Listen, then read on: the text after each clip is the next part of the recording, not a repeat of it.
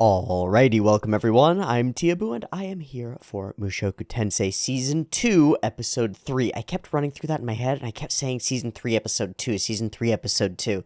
Anyway, it's Season 2, Episode 3, Abrupt Approach. I have no idea what's going to be approaching or in what manner its approach will be abrupt. We had this wiffle waffle at the end of the last episode. I just don't know what to predict here. But we have plenty to talk about the previous episode. I will say, before we start off, I'm not sure where we're at in the story. I mean, in terms of where in our narrative flow and archy stuff we are. It felt like last episode was a bit of an interlude, but the pacing was a little bit off.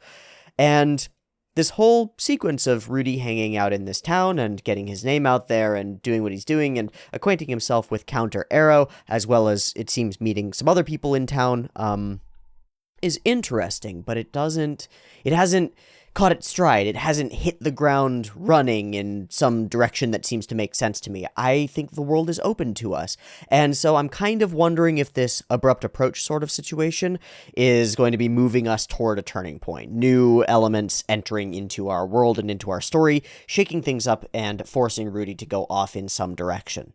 But I don't know. I could be totally wrong. I have no idea what's coming.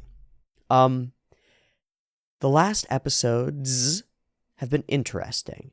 The production quality has certainly taken a hit. It's not quite what it was, and there's a lot of conversation about that. But it's not enough to really, derail me or even to focus on too much. I'll talk about it if it happens, and similarly, I'll talk about cool things if they happen. By the way, if my light keeps doing that, I don't know why it's doing that. Electricity. We can talk about some of how Rudy has been communicating with Counter Arrow, his mindset, his sort of ease of snapping into a shocked, shattered, sort of traumatized state, his unconscious action and lack of understanding of self, his self-awareness about being in a haze and being unclear about why exactly he's doing the things that he's doing, just knowing that he's doing them. We saw a lot of that when he heard that Sarah was trapped or stuck, or maybe dead, and decided unconsciously, without even thinking it through or manifesting it into words or ideas, he made the decision to go out and go after her. And as he walked, he questioned himself, why am I doing this? This is silly. This is ridiculous. And so we're observing a character who's at odds with himself, who's so desperately driven to go and seek out this one almost unattainable goal of save my family, protect my mom, all those things, that, to my mind, any opportunity that he has to do some small portion of something that's even somewhat like that in order to ease his distress and feeling of failure and uselessness, he'll do at any cost, at any risk. And that's really what I see in him going after Sarah. I don't see real desire to help others in a conscious sense. I don't see even a desire to help himself by helping others, or to make himself feel better by going after her, or by risking himself. That idea of daredevilishness in the face of not knowing what to do, or not knowing where you're at or where you're going or what the point is, and so you just seek out a risk in order to feel something, didn't really feel like what was going on there for Rudy. To me, it felt like, in the face of an obstacle that he can't surmount, he's self-soothing to some extent by taking the opportunity to go and help someone in a similar circumstance. Someone who might feel really guilty about their family's dynamic might end up throughout their life going and seeking out broken families and trying to mend them. That's something that I do. I just do. It's trauma. It's built into me. The desire in a childish sense to get my parents to stop fighting is deep rooted, and I can't get away from it. But I can be aware of it, and that's part of the difference, is that I don't feel like Rudy's aware of his current sort of trauma zombie state, because he's kind of doing exactly that. He's kind of trauma zombieing around. And in the last episode, we finally had a character sort of smack him up out of that, which I don't necessarily think is a good thing, but up until this point, he's been dealing with Counter Arrow. And while Sarah's been pushy and standoffish with him, everyone else in Counter Arrow has been highly empathetic and welcoming. It doesn't matter what your deal is or how sad boy you are or any of that shit. We're not going to push you on those things. As long as you show up and do your job, we're happy to be friends with you. The guy who came in, whose name has escaped my memory, I misnamed him a couple of times, I think. Or maybe that was a different show. I don't know. But he has been named, and I think some people have indicated that he might end up being important in the future. I don't know. But he shows up and he calls Rudy out straightforwardly, drunkenly, stupidly, wrongly, and he's guessing. But it still cuts deep, deep, deep. And it cuts deep enough to show us that Rudy won't defend himself and is just going to sit there and take that punishment, partly because he thinks he deserves it, partly because he's that down on himself, which is just freaking crazy. It's just crazy. So we've got to, as I say, it's hard to position Rudius. He's caught in between a variety of things. And that's, when I drew today, so I draw every day, and I mentioned this in the last video because it's one of the habits that I've instilled or instituted, is drawing every day. And I love doing it. It's really fun. And today's drawing is an example of part of why it's really fun. I didn't know what I was going to draw. I had no intent at all. I started with drawing like a little figure and was thinking about all those frames of like a small center framed Rudy locked in the bottom center of the frame and crushed by everything around him. Then I started to draw the vines and the tendrils of the tree, the Ent from the last episode, and that became all the stuff on the right side of the image, over here. And then his fire from within on the other side. And then something descending from above. I don't know. But the point of it is to draw without intent, without trying to draw a particular thing, to just let creation come, whatever it might be, and then to figure out if it means anything. And usually it doesn't, often it doesn't, but sometimes it does. And here I feel, and this is a feel thing rather than a know thing, in the same way that I'll say like, well, I don't necessarily trust an author to know what they're writing in their story, but I do trust the feel of what feels like is there in interpretation. I don't know what I drew, but it feels like Rudy is trapped between things. Stuck between paths, maybe? I don't know. The joy of it is to act in a way that is positive without being clear where it's going or having a destination in mind. This is part of I wanted to mention this because I think it's a fun and worth talking about, and maybe important for our current circumstance with Rudy. Maybe by a couple degrees of separation, but maybe important. The idea is that taking some creative action, whether it's rescuing somebody from a difficult circumstance, or trying to make something, or trying to write something, or trying to draw some sort of positive or creative action, doesn't need a goal. It doesn't need a goal. It doesn't have to have a purpose. And I've been actually struggling with this, truly struggling with this for a couple of months, maybe, since I cracked open my book on the great artists and I got through the portion on some of the changes to art and ideas around art that sprung up with the Fauves and the early Cubists and those individuals who started to question the purpose of art. What is this for? Is it for anything? Does it have to follow these strict paradigms? Does it have to be aiming for the academy? And one of the arguments that they come up with, and an argument that I've always had a lot of trouble with because I didn't agree with it, really, was that art can be for art's own sake entirely. That it doesn't need a goal, it doesn't need to represent something, it doesn't need to say something, it doesn't need to do something. It can be for its own sake entirely. That it is a joy to produce, and a joy to experience, and a joy to exist, and better to exist than not exist, and better to do than not do, and better to paint than not paint.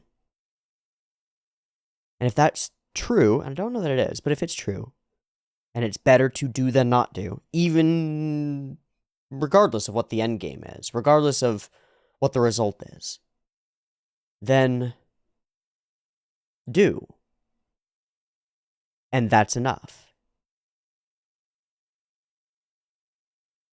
Rudy has for a while been desperate for a why. It's not enough for him to just do, or just be, to just adventure, to just live, and sleep, and eat, and work.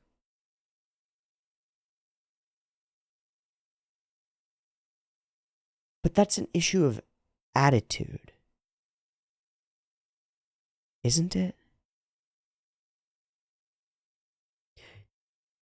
Rudy could spend his days doing the small, odd jobs in town and be perfectly content. Or he could spend those days doing the small, odd jobs in town and be racked with uncertainty, wondering what it is that he's doing and what he's pushing for. What's the point of all of this, though? Does this all lead to some better future? Does this help me achieve my overall goals? These are worthwhile questions, I think. But I think it's also worthwhile, maybe important, to be able to embody a mindset of this is worth it in its own right, for its own self, for its own purpose. And we get a little bit of that at the end of last episode. Why? Why did I go out there and risk myself in a blizzard, which didn't end up being much of a blizzard because of weather control, against all these sheep things, which didn't end up being much of a threat because he's such a high-powered mage? But why did I go out there and do any of this? Well, why not? Even if we discount the argument that the gratitude that Sarah feels is awesome, that it's good that she's alive, great, less suffering in the world, following through on commitments, a little bit of that need to help others fulfilled, great. Putting all of that aside, it was the right thing to do. As is, as such, even if it had failed, it was the right thing to do. In and of itself. I don't know where I'm going with this. I feel like I'm just on the edge of a really good idea. I feel like I'm just around the perimeter of a really strong way of framing this portion of the series. But I'm just not entirely sure. I'm going to read a couple of comments. First one I'm going to read is from Johann Bauer. Quagmire is quite literal in this case. Rudius practically serves as magical support for adventuring parties in the field, and his go-to move is usually the non-lethal Soften Earth Swamp creation, as used against the bears, for high-end crowd control as a freelance party role. Indeed, the guild gets community service requests for mages to power the community Snowmelt Thermal Circle. Usually it takes the mana pool of several. Rudy's impulse is to also join the basic snow management on the shoveling end of things, too. Good labor is a good workout as well. I like that these odd jobs are merged in the OP montage setting build-up. Yeah, I like that too. It is really interesting that his impulse is to join in the basic snow management part, because he could, of course, wave his hand and just make it all vaporize, right? All of this is below his pay grade, as you call out, but as he says, reasons. The current plan to spread his name and reputation is bearing the fruits of general goodwill, but as Soldat, that's his name, points out, the facade is wearing thin for those looking carefully. Reasons. Are they reasons or are they excuses? That's something that I want to point out or mention. Are they reasons or are they excuses? Because with the material power that is at Rudy's disposal, I think he could very, very much more easily make this happen.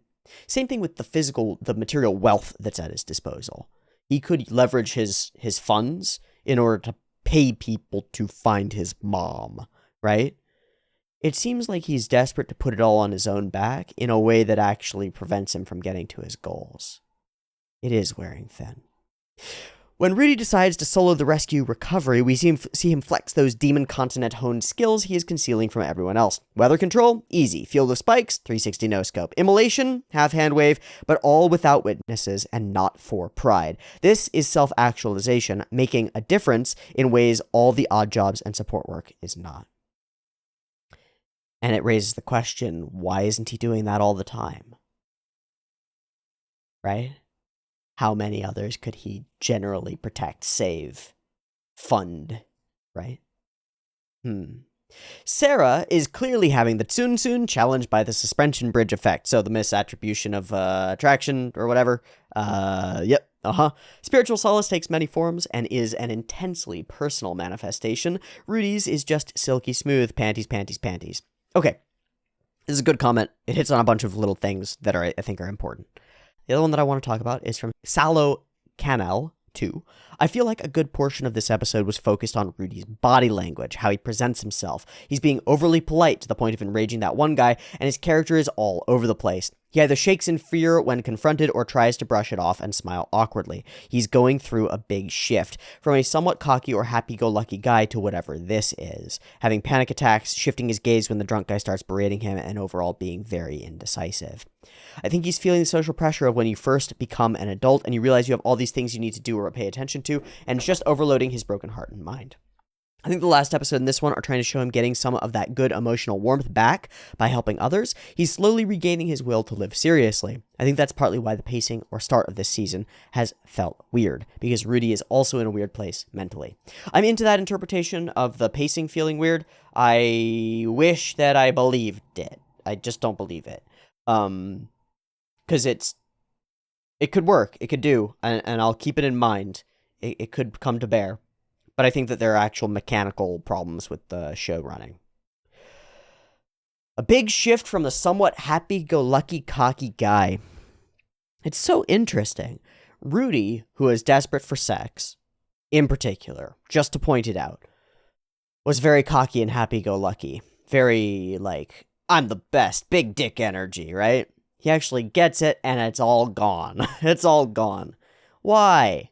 Well, it's all facades, right? He needs to create a sense of self that's structured on his real abilities, on his real self, on what he's really capable of, what he's really interested in, who he really is. Not some facsimile or some fantasy or some fiction. Not an arrogant persona that he slips on, that he climbs into and pilots around while being the child inside. Like, he needs to become a full mecha pilot. He needs to choose it. He needs to recognize that, like, shonen protagonist style, there are some things that only I can do, you know? The classic shit. He needs that. He needs the shonen protagonist's awakening.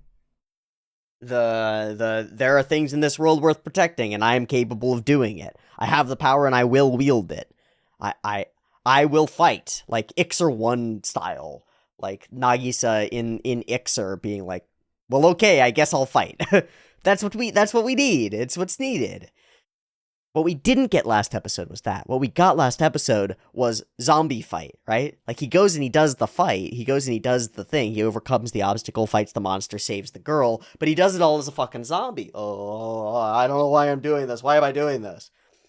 That's not the thing. That's not the one. He needs a conscious competence, not unconscious incompetence, right? Like, or unconscious competence. He needs conscious competence. He needs to know what he's doing, be aware of what he's doing, and be pushing toward his goal directly. Or become aware that pushing toward a goal is not the be-all and end-all, and that sort of goal-setting mentality doesn't work all the time, and sometimes what you actually have to do is just live. And that's kind of what we got at the end of the last episode when he says, I am going to finally have good sleeps. Very nice, thank God. Right? He's finally in this moment where he's like, oh, I did it good. This is good enough. Well, we'll see how long that lasts, because you don't want an addiction to getting strung out to doing little good deeds for people and make that your, like, source of self-worth. That doesn't work. That doesn't last. It's got to be more than that. It's got to be more stable than that. So we'll see if he's able to do it. There are also a number of conversations or comments on the accidental grope scene with Sarah, and most of them point out that the importance of it is that Rudy just doesn't notice, is totally nonchalant about grabbing Titty, and he would not ever be that way, which is a solid indicator of how damaged he is, because Titty, and he's not freaking the fuck out. Important. I think that'll be it for comments. Comment spotlight. And we'll move on to the actual spiel, the actual show itself. I'm excited. I'm hoping for good things. I feel uncertain of exactly where we are, and maybe that is meant to mirror Rudy's state a little bit. I don't know that I'm willing to give them the credit for that, but I'm excited to see what happens next, how he acclimates to a better circumstance and a living Sarah, whether any flirty stuff happens that he misses completely, because he's going to miss it completely, and if we start moving in directions that indicate to me that we're not just stuck here. And sold that. I want to know more about him. Okay, I think that's my spiel. Give me a sec. All right, Season 2, Episode 3, early access on the Patreon. Beep, beep timer, let's go.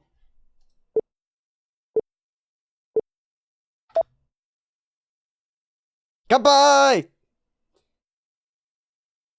Yay, getting fucking shit-faced.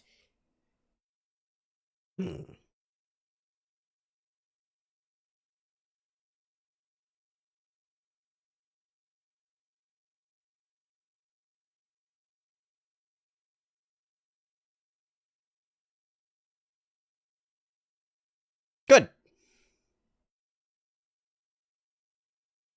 So it's working.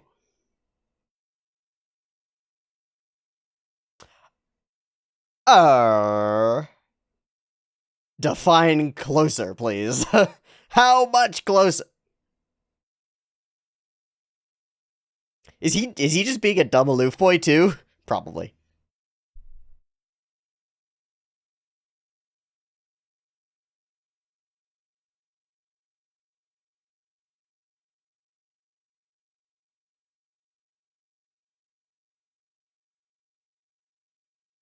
Don't talk about your exes, bro.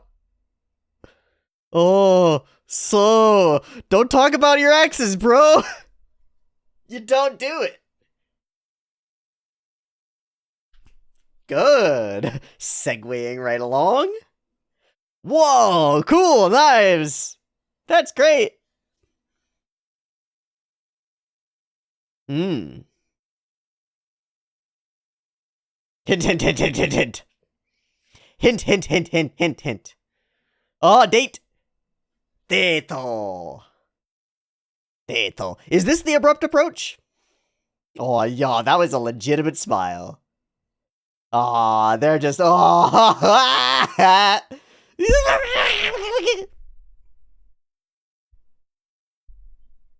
Oh. Oh, Teto da.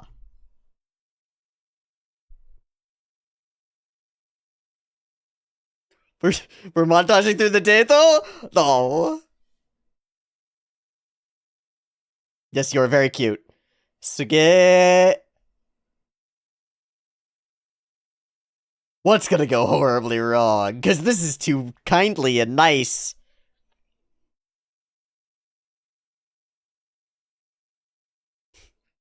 Everything is good, huh? Uh-oh.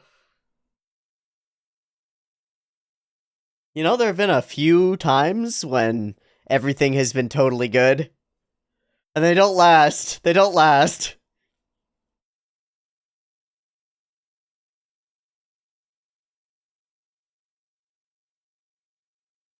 I'll buy them all.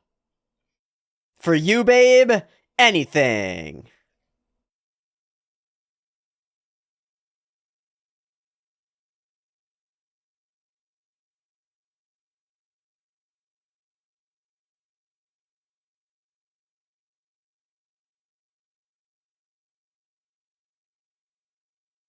He got one too. Okay. There are a lot of things that can happen with a knife. Pretty interesting thing to plant there. I'm interested. I hope it's not like a knife in the back sort of thing.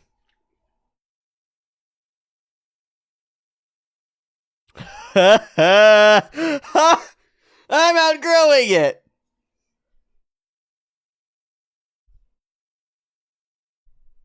Come on, you did this intentionally. Come on, Sarah. You can't put bait out there and then blame the fishes for biting. You put the worm on the hook. Are you now? We're very focused in on lips. Hmm. Hmm. Hmm. Hinto da!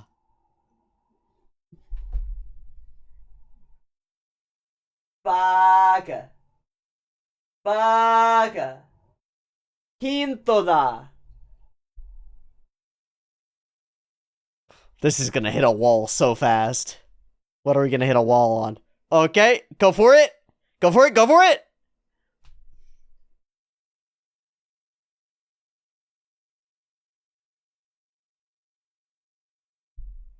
You should make your move right now. You doingus.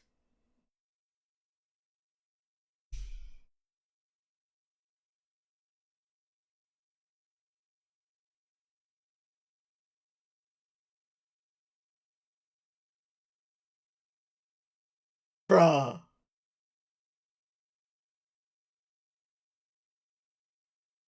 Yes! She's not fucking stupid. Oh my gosh. Oh my gosh. All the walls. Self-discipline.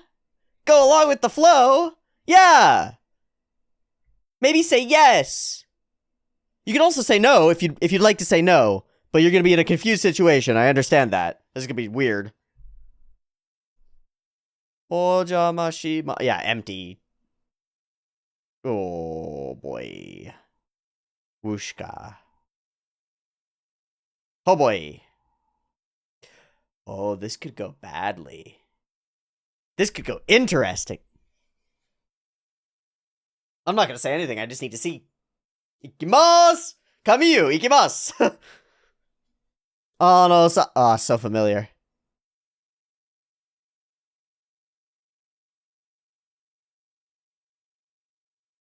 Yeah. What I'm trying to say is... Wibbly lips.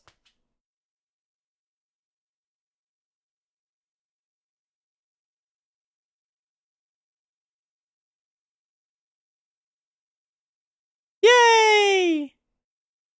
Yay! That's moderately normal. Alright?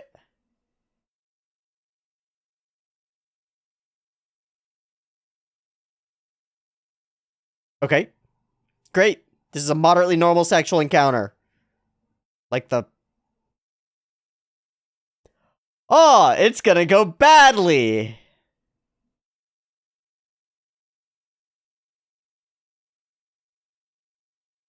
Uh, he's got the EDs.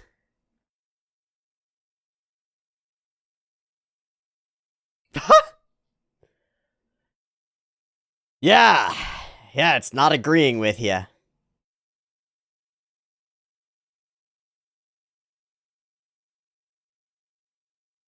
Interesting.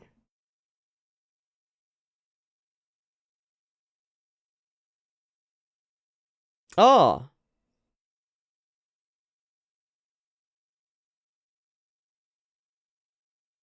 Wow, he's having a panic attack about it. Oh, and she's gonna take it as... Oh! Oh, no, and she's convincing herself that she's not... No! That's so sad. It was so wholesome.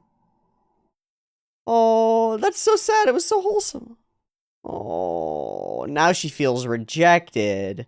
Oh, that's brutal on every front. I'm not even going to be able to talk about this because I'm not experienced with it. Like, damn!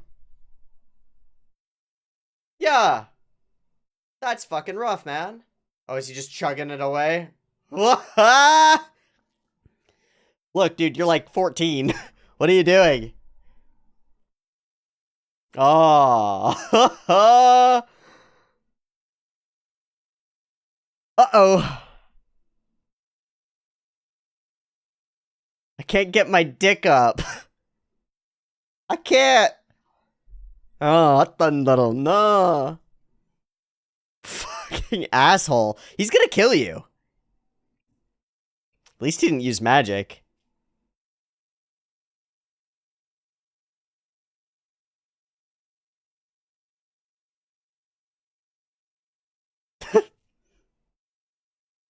Just a little kid. He's like, what the fuck? What are you doing?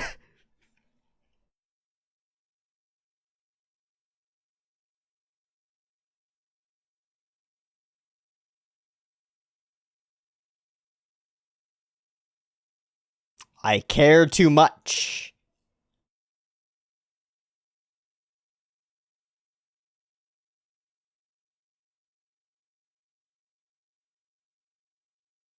Oh.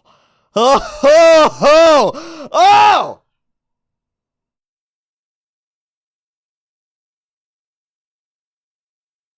Well, why do you leave me? Is the right on it. He's not even gonna fight you back. He's totally not interested. See, I don't think that's true.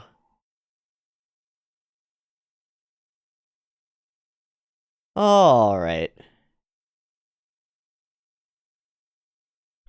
What do you mean cut him some slack? I'm just laying here letting him punch me. Yeah,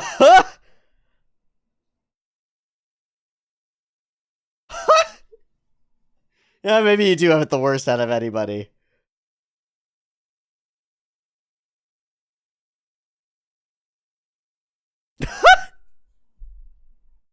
Oh, yay! Yeah. Let's be friends. Perfect.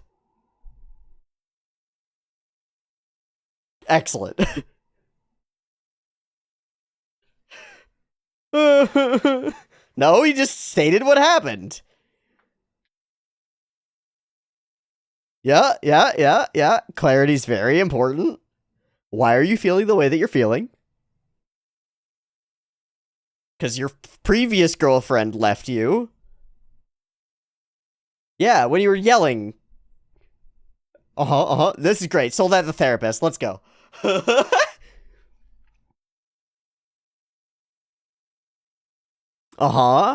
Something else that happened? Okay, so there was this girl. And we banged. It was great. Spectacular, even. Mind-blowing. And then she left me. He's gonna take this casually. He's not gonna understand how much it hurts him. Yeah. Yeah, you got abandoned.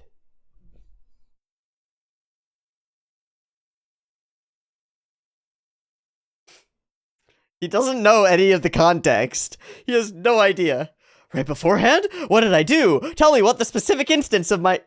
Oh, no! Huh? Well, there's this little blue pill.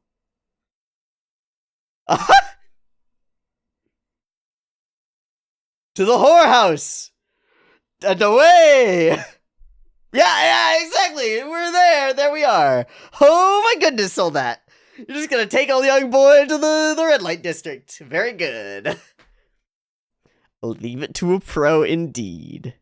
Oh. So they have all sorts. Oh no. No, she looks like Eris. No! Ah, it's disgusting. I mean, it's not actually disgusting. It's sex work. It's fine. Oh no, of course he chose the one that looks like an older Eris. He's not. No, her name is Elise.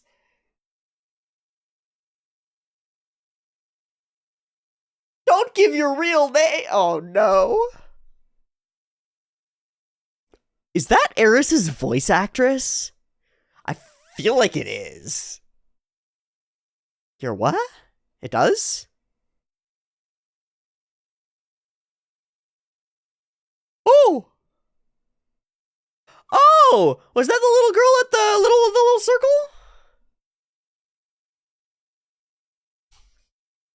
circle? I mean, yeah, this might go very well for you.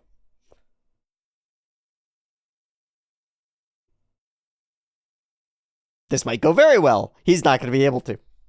At all. It's not going to work. This isn't going to fix it. Fuck.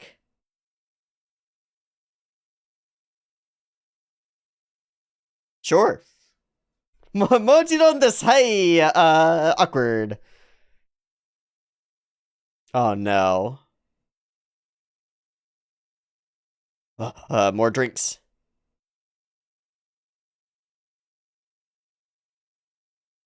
Suge!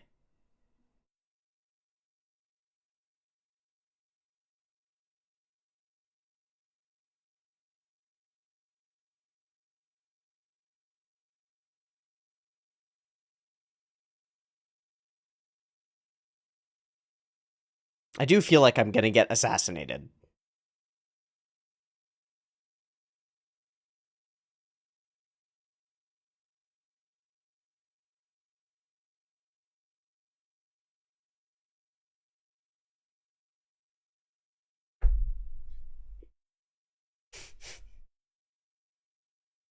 Hmm.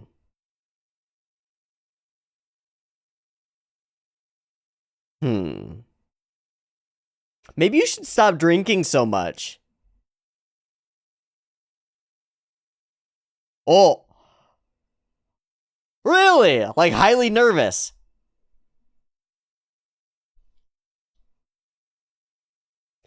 Oh, Roxy.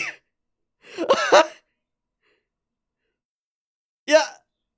Sylphie. Roxy, though. He needs to be emotionally content and solid. Stop making him drink. It causes the problem.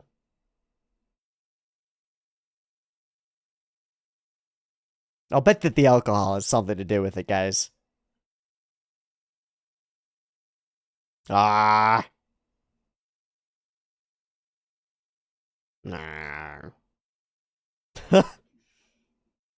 Well, that went poorly. Ah.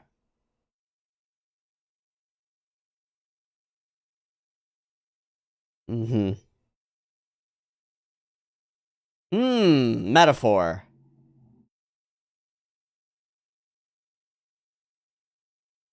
The harder you push. Yeah. Ah.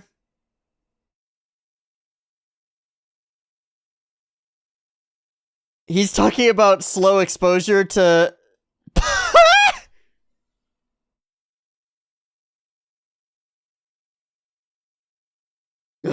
He's so fucking morning drunk. That's not what he's talking about, dog. Yeah, you're Demi, my friend. You needed a date. You needed more dates. She was lying to protect her heart, you ding-dong. All the layers of misinterpretation. So, huh? Hey? What?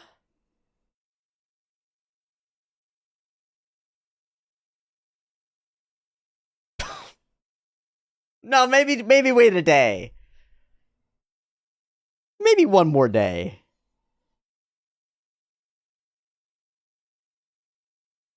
What did he just look up to? What did he just see? She's right there, isn't she?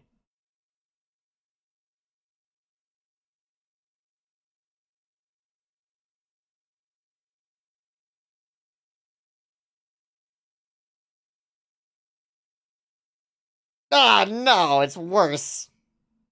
Just flip it around. Just flip it around.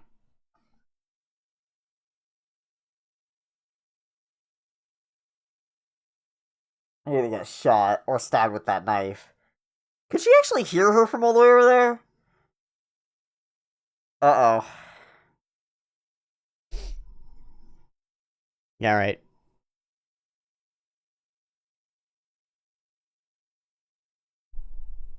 Ah.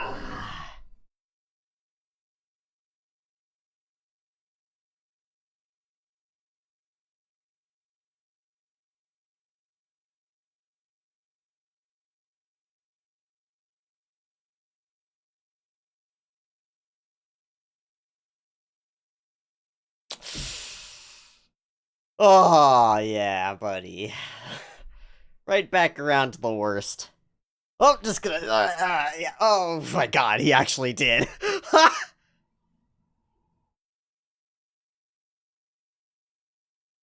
He's right. He won't. Yeah.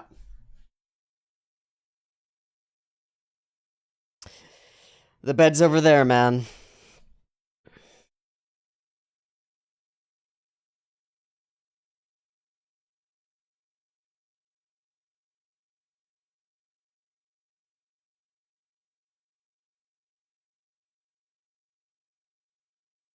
Oh. Just get away from. Did it now. A big dungeon to get your mind off of things? Hey buddy, you wanna go dungeon crawling?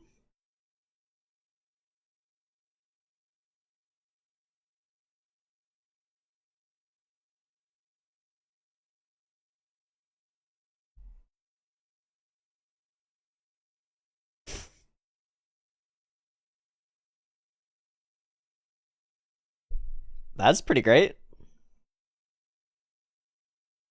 Yeah, I still don't get him.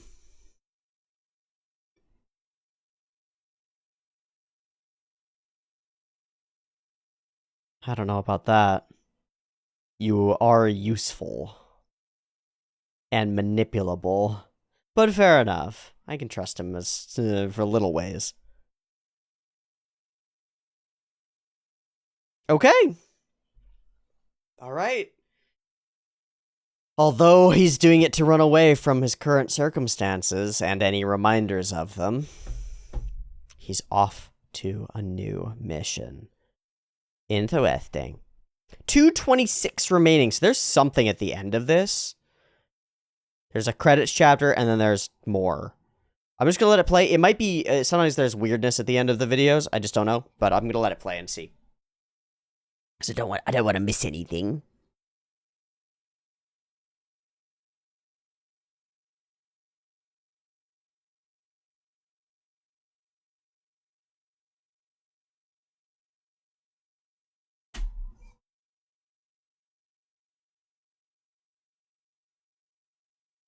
Damn. This was rough. Poor Rudy.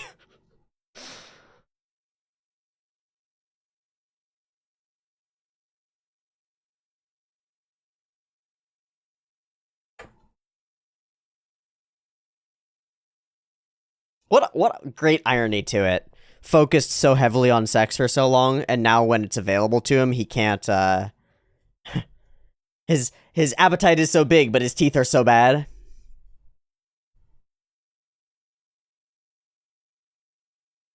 It's interesting.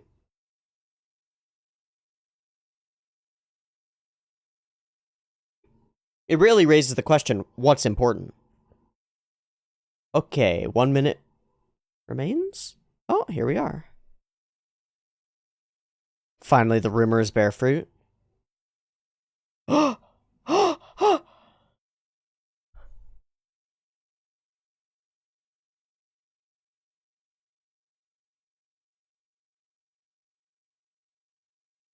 Hi, boys.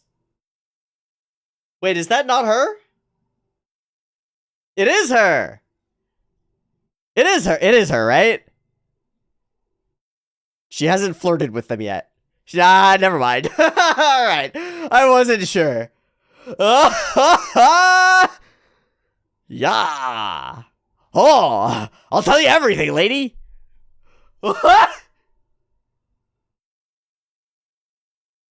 Bye. Wait. Wow, okay.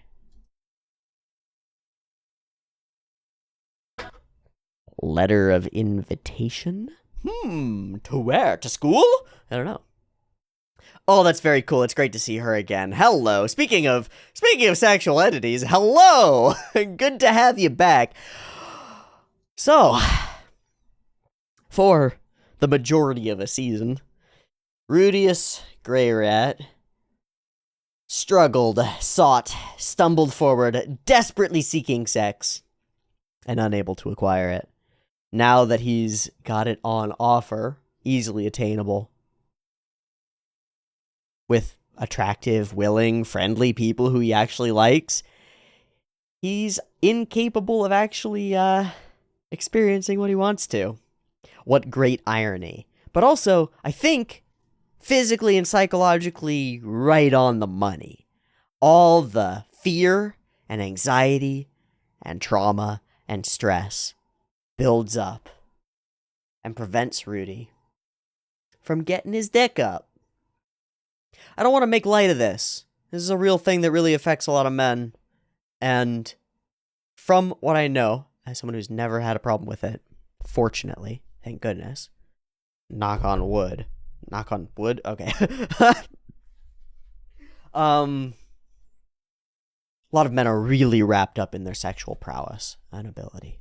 And for reasonable reasons, I think.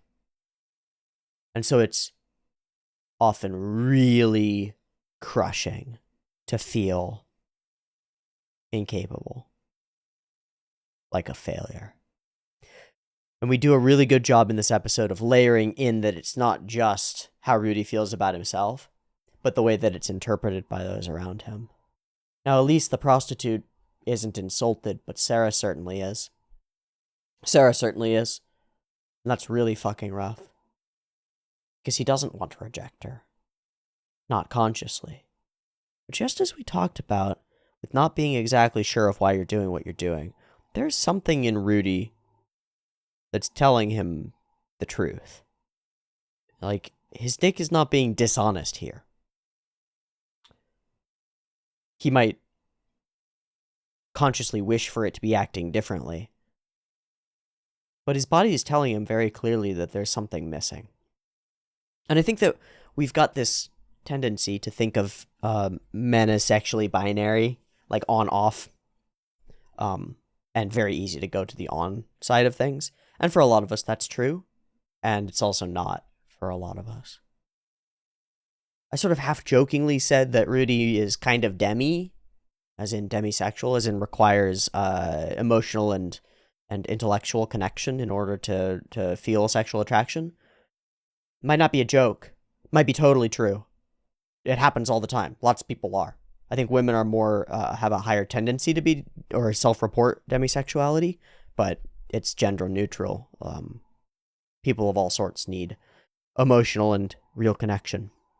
I think we broadly socially think that it is not so, right? That while we have a broad understanding that for women, sexual excitement is often linked to emotions and connection and comfort and peace and all of these things, that for men it's just a direct, rapacious sexual thing. And that's just not true. Like, they're full human entities who are wired in, and the sex organs are wired into the brain and wired into the soul really closely. I know I don't mean the soul because it's not really a thing, right? We could argue about it in dualist style, but it's wired in, and stuff like this really fucking happens. In this case, it is a distinct and direct trauma, and there are a bunch of elements of the way that Rudy expresses it that are done beautifully. They're done really well. from his desperate jumping as soon as Soldat offers him an explanation. Rudy, like, jumps on it, even if it's irrelevant, even if it doesn't really make sense, and Soldat is just grasping at straws. He jumps on it because he wants any sort of explanation for what's going on, especially one that blames him. Super duper interesting. I think that overall the flow and pace of this episode was quite a bit better, and the character interactions, proximity, expressions, subtle interplay stuff is there. It's present in this episode in a way that it was kind of missing in the last ones, or just flubbed in the last ones. Didn't feel like it landed in the last ones. So let's skim the episode. Sarah and I get closer together. That's our quagmire. Oh, so great. We're all talking. Yay, yay, yay. Everyone's talking about me, and Sarah and I have gotten closer too. She is gung-ho and childish, and so be it. Like, and good. And he is, how do I put it? He's just sort of letting it happen. He's not totally aware of what's going on, I think. He's aware that Sarah and I have gotten closer, for sure, but he doesn't get that she's coming on to him. I don't know. Their conversations are cute. He brings up Roxy and is totally unaware when it definitely pisses her off to talk about her. Some subjects put Sarah in a bad mood, but I'm not really sure why. And then she changes the topic, and away we go. Also, I'd really like to go out on a date with you, and she's got a great reason to do so, and it's very cute, and all the other people are looking at her. It's very, very cute. Okay. Montage through the date. She looks great. He has fun. They eat some snacks.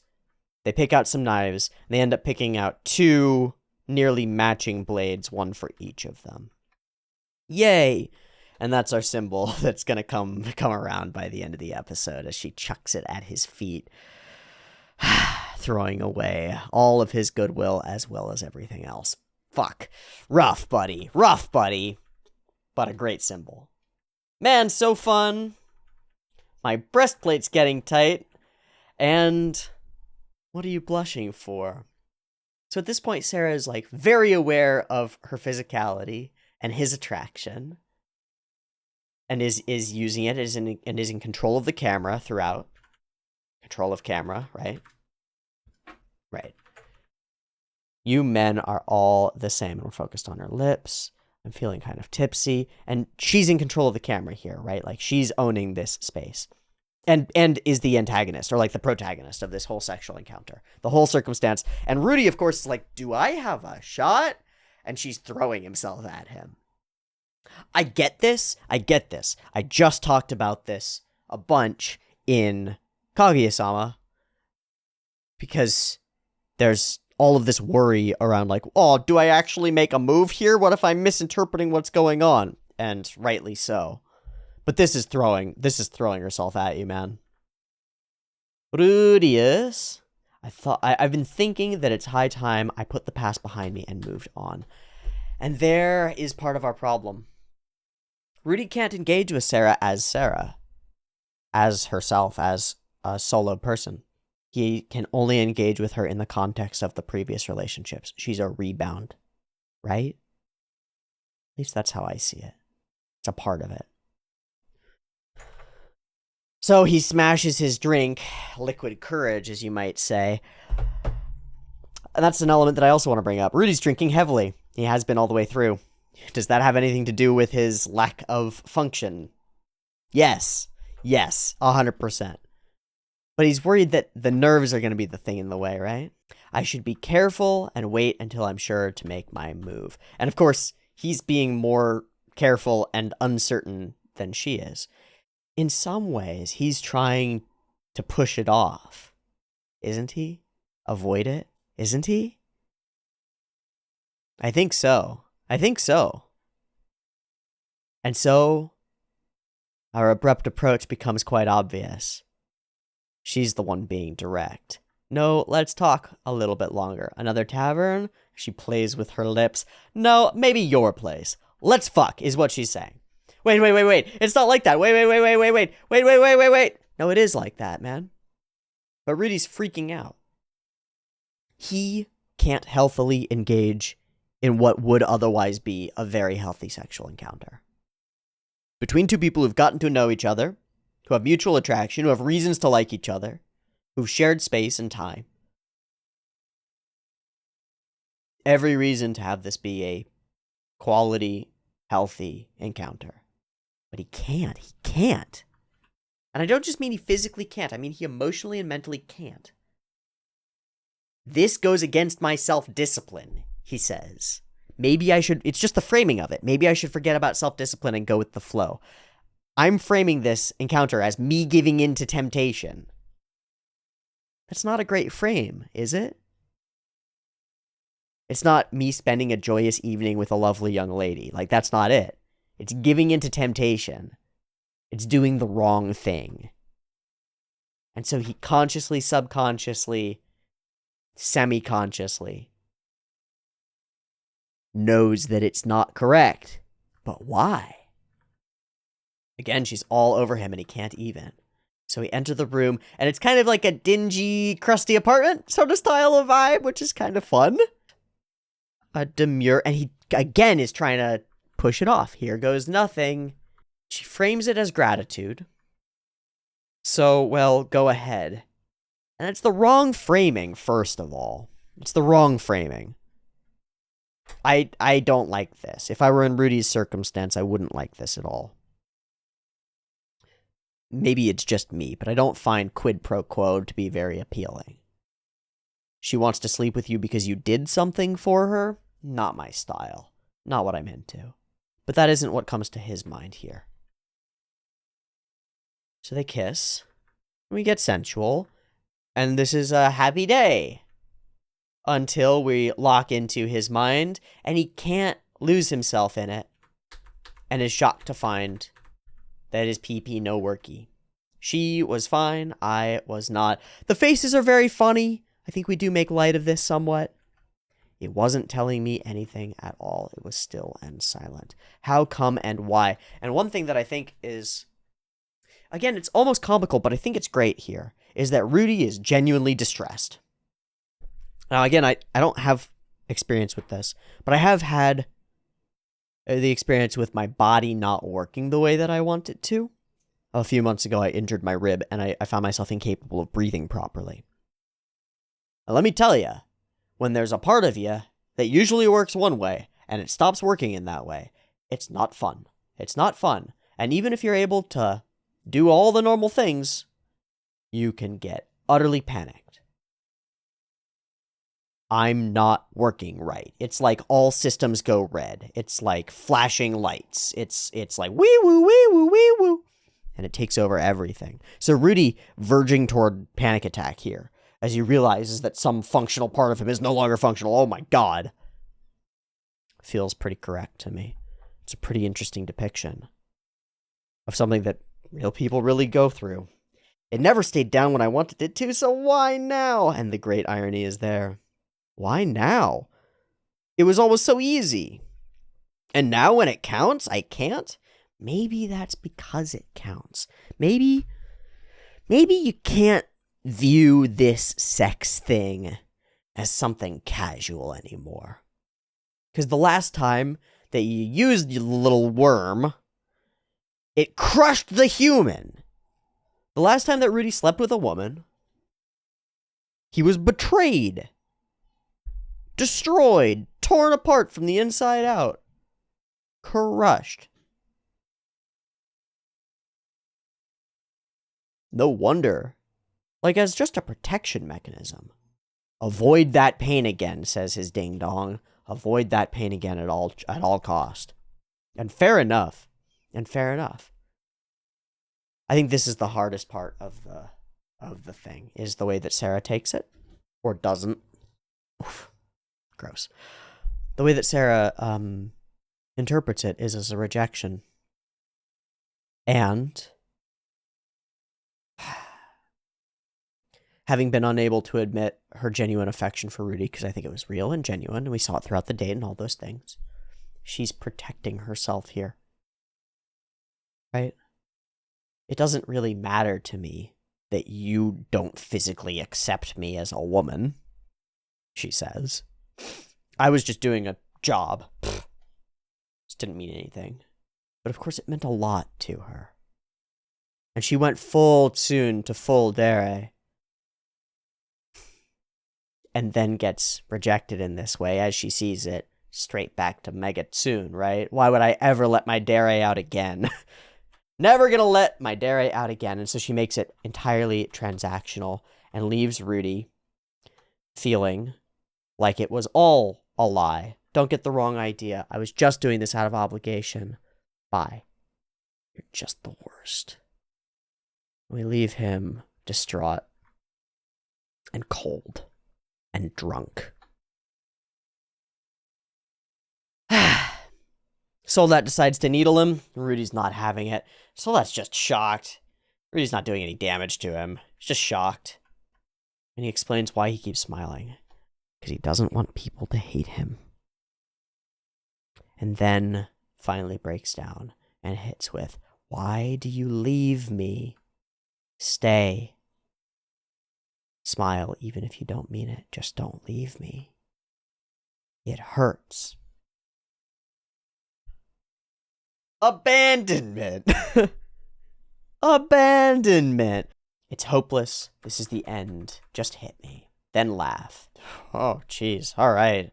And Soldat says, all right, maybe tell me about it. And he lays it out straightforwardly. For Rudy, this is the end of the world. For Soldat, this is a goofy story. So, girlfriend dumped, can't penis no get hard? Okay, got it, man, gotcha. But it's the end of the world. All right. He explains, Eris. That must be why. Why did she leave you? Let's fix you up.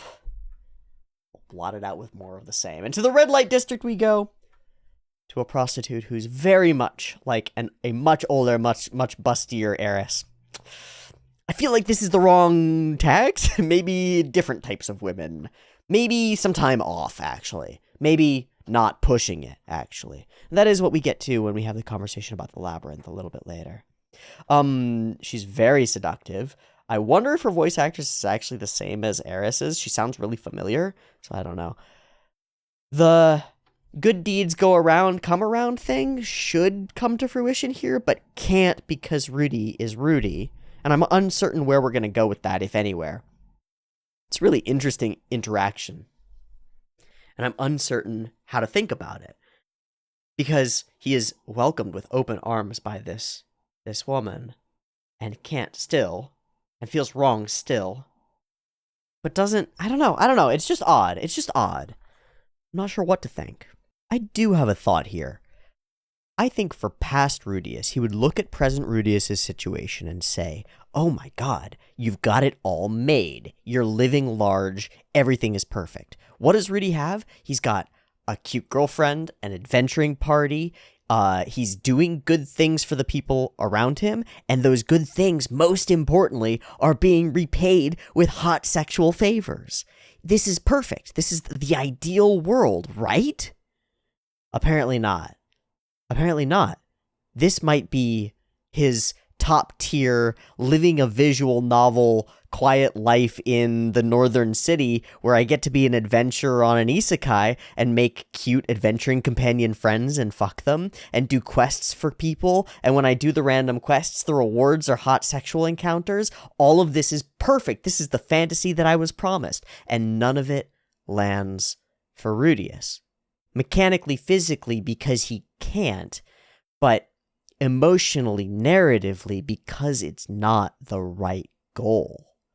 The whole segment can be viewed as an argument about purpose and what the purpose of all of these things are. For so long, Rudy's purpose and end was sex itself. And now that he's got it, he realizes it doesn't work as an end in itself.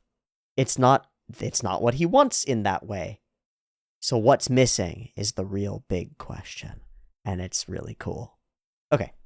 He does drink a bunch, which is a part of it, I'm sure. And no luck. He seems frightened of women. If only he had someone he could trust. And Roxy does work there. Such relationships need trust. Drunk Rudy.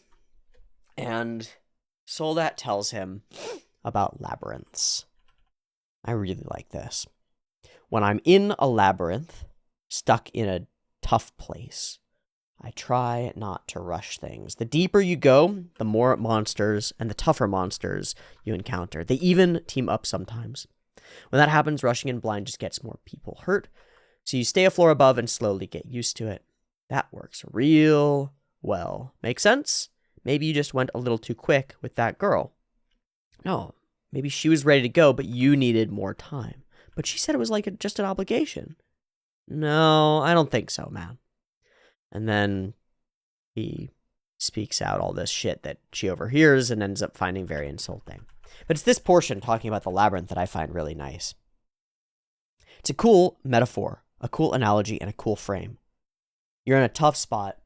It's a maze. There's monsters there. There's probably something worthwhile there, too.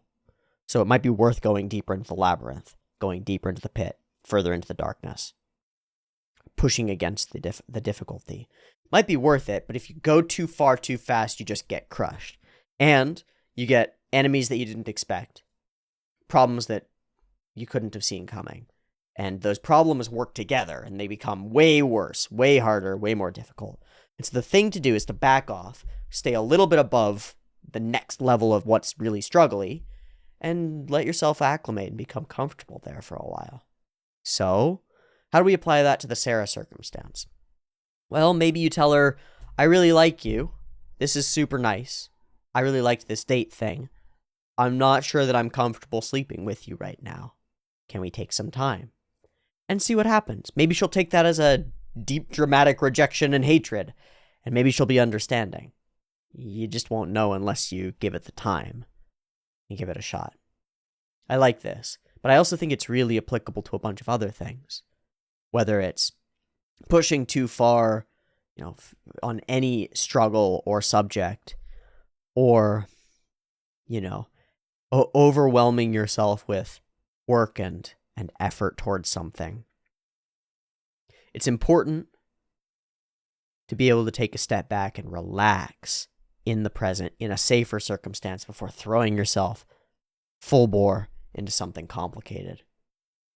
And that might be exactly what Rudy's body is telling him. That he's got too much on his plate right now. Too many things to worry about to be focused on women and sex. Now, he will be anyway. He's a young man. Too bad. But he's got things that he should be focused on. I don't know. I know that it's all sort of...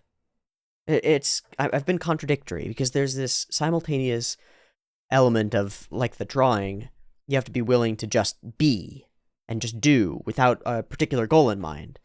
And then you also need a goal in mind. And then you also can't barrel forward toward that goal at all costs, because you'll lose yourself. So there's this balance where you need to be able to take each day as it comes and just treat it as a joy to be alive. And whatever work or effort or practice or art or creation or doing that you do during that day, it's worth it in its own right. And then, in a broader scope, there should be broader goals, and you should be trying to move toward them, but not rushing toward them.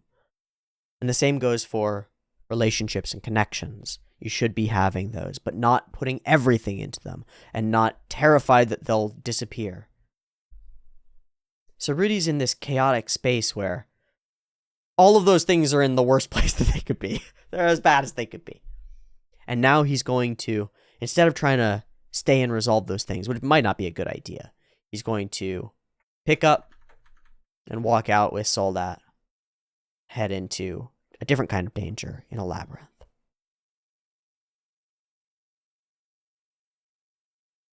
Suzanne's quiet, that was way out of line, hurts more than any real criticism. And this goes as badly as it could. So, away we go with Soldat, as others begin to hone in on Rudy's location. But he's going to be out of town when they get there. And so the chase will continue. Very interesting episode. Some internal turmoil for our character. Some tough stuff. Some elements that don't often appear in our popular storytelling, but are very relevant to a lot of people. Super interesting. let me know what you thought of this episode. If there are any things that I missed or implications that flew over my head, I feel like there might have been. So let me know. Hit me with comments in the comments section, and I might read some of them because that's super useful. And overall, I think that's what I have to talk about this episode of Mushoku Tensei. If you enjoyed, please consider supporting the channel on Patreon. It's linked in the description. Also, you get early access, and it's only $1. So check that out. And I'll see you next week for the next episode of Mushoku Tensei. Peace.